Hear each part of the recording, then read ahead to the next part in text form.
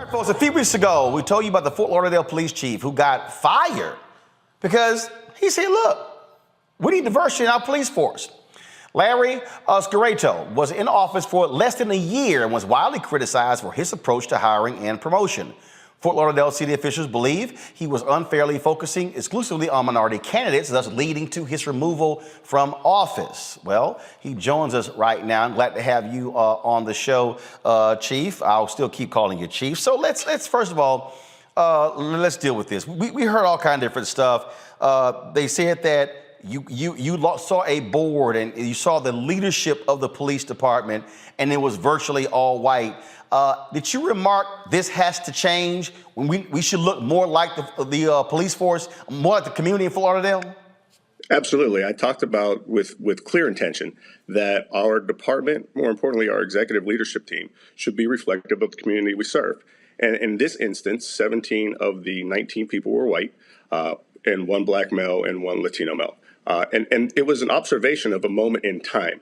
I never said anything about it being two. I just said it should be reflective of the organization we serve or the city we serve. It should also be reflective of the police department that we serve.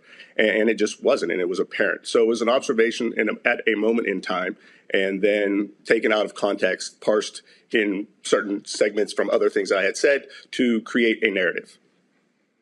One of the other things that the city has said is that you overlooked a particular officer who had been on the force for 20 years.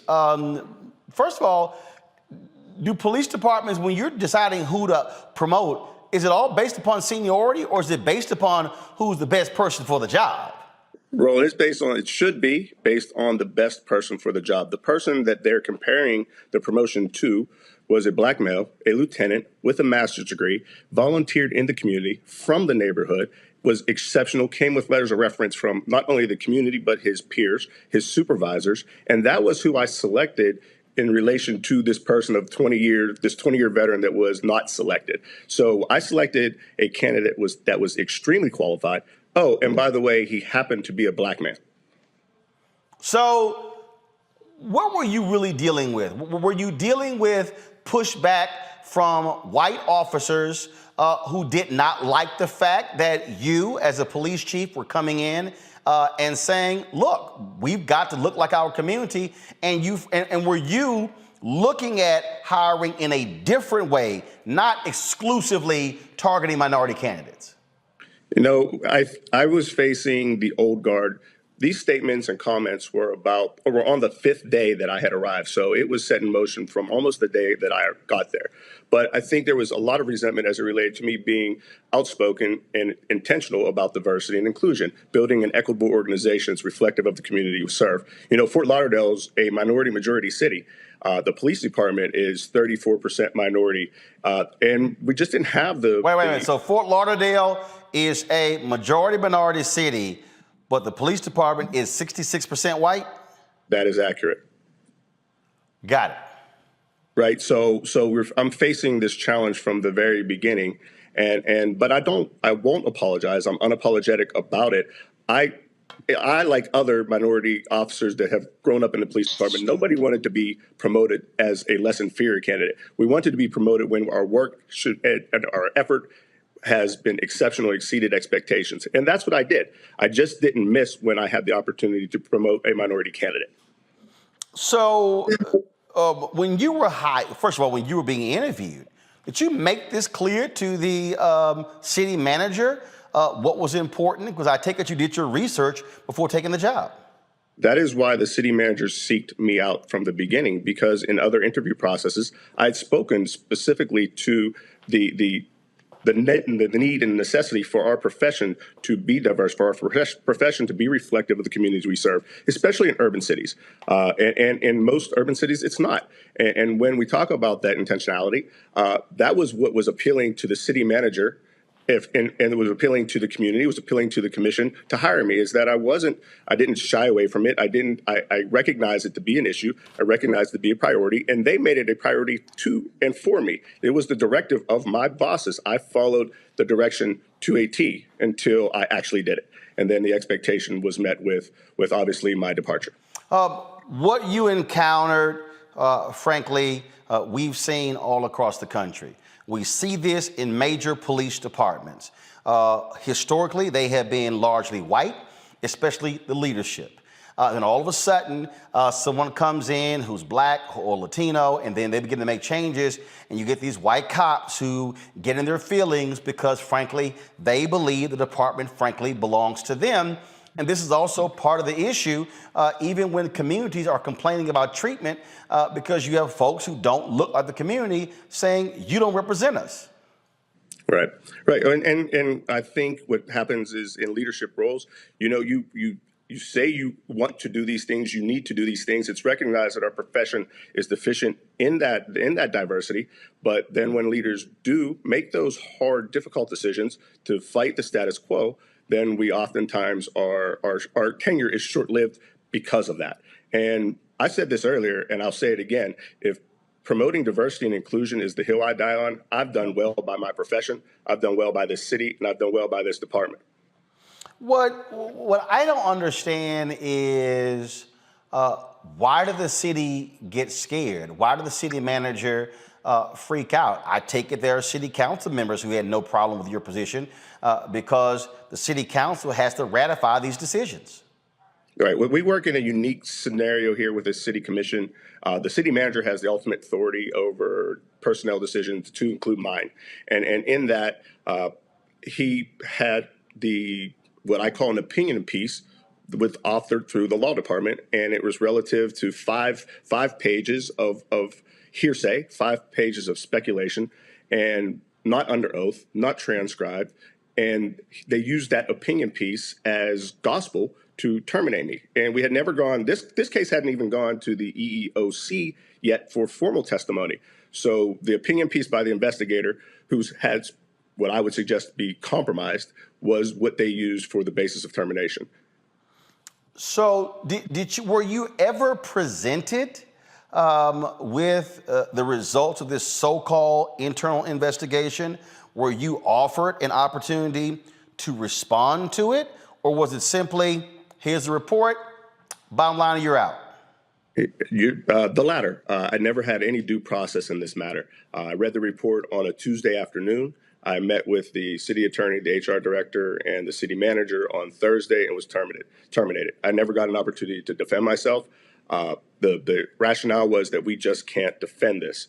And my rebuttal to that is you can't defend an opinion piece created by a compromised investigator that spent 2.5 hours interviewing me, but came up with 6 lines, and of the 6, 5 are factually inaccurate. They also said they're not going to pay you. That is true. So then I've retained legal counsel, and my legal team will work to ensuring that I am fairly compensated for my time at Fort Lauderdale. Have you received any support from other police officials in other parts of the country? I mean, look, they oust you. Your colleague Art Acevedo got ousted in Miami because he dared to challenge corruption there. I think probably put together, both of you didn't even hit a year. No, collectively, I think we worked in South Florida for 11 months. And yes, I was given, I've received great support, one from the community, for our elected officials, from other law enforcement professionals, from past chiefs that have worked in Fort Lauderdale and have encountered the same type of resistance when we're talking about diversity and inclusion. So I've felt very supported in the decisions that I make, which keeps me at peace for doing the right thing. And again, the fight just begins, to be quite honest. Is this also your firing? What signal do you think it sends to those black and brown police officers on the force? I would assume that since you got fired, you've heard from them not at all happy that you've been ousted. Right. Well, the Fort Lauderdale has the Black Police Officers Association, and they have come to my defense immediately. We had and have a great relationship with their president and their executive board and their membership, and I continue to reinforce to them that, listen, no matter what the narrative is from 4 unhappy, unqualified candidates, you were the best of the group, and that's why you were selected. It is a benefit that you are minority. But don't let them for a minute discredit your accomplishments, because what you've done in this police department, it should be acknowledged, it should be recognized. And I hope the next chief, if it's not me, I hope the next chief takes on carries this torch on and challenge the status quo, and don't allow a few old guard members to control this organization. It's a great police department with great officers and a great community, but there are people in power that will never allow it to grow. And until they're no longer there, the organization will remain stagnant in that regard. Well, that is certainly one of the things that we've long said in police departments and fire departments, but not only that, in corporate America as well. And look, I'm writing a book that's going to drop in September called White Fear. And this is really what we're dealing with. We're dealing with white fear. They don't like it when black and brown folks get in positions of power, begin to make changes, because it upsets the balance of power, and also it's about money. And then when you begin to lay out in terms of how the future is changing, will be certainly the emerging minority is going to be a majority in 2043. The workforce is going to be minority by 2039, and those who are in power don't like it. Yeah, and you know what? At the end of the day, Roland, I've got to be committed. There's got to be people in these leadership roles, especially in policing, that are committed to make that change. And in that commitment, that some of us will be sacrificed because of it. And at the end of the day, I'm okay with that. I can live with that outcome if I know I'm doing the right and just thing by our community, by our department, by those officers that at times were overlooked and were plenty qualified, plenty competent, but weren't given the same opportunities that their contemporaries were. And that's the challenge that I face. That's a challenge that a lot of leaders face in policing today, especially if you're a minority leader. Is that you can't just say it. You have to do it. Be a person of action. And we say while we're getting the job, but oftentimes we're not doing it once we get the job. Indeed. Larry Scirotto, appreciate it. Keep us abreast of what happens in your case. Thank you for having me. I appreciate you guys. All right, folks, back to our Roland Martin Unfiltered video in just one moment.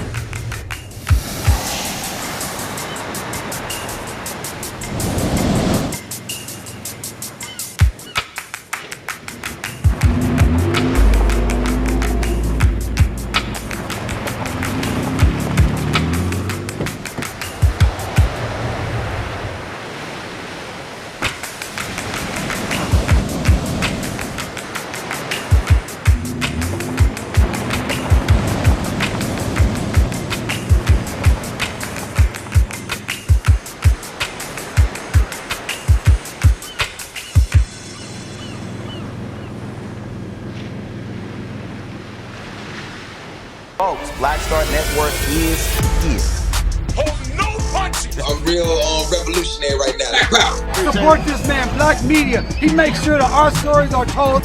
Thank you for being the voice of Black America, Roland. Stay black. I love y'all. All momentum we have now, we have to keep this going. The video looks phenomenal. See, there's a difference between Black Star Network and black-owned media and something like CNN. You can't be black-owned media and be scared. It's time to be smart. Bring your eyeballs home. You dig?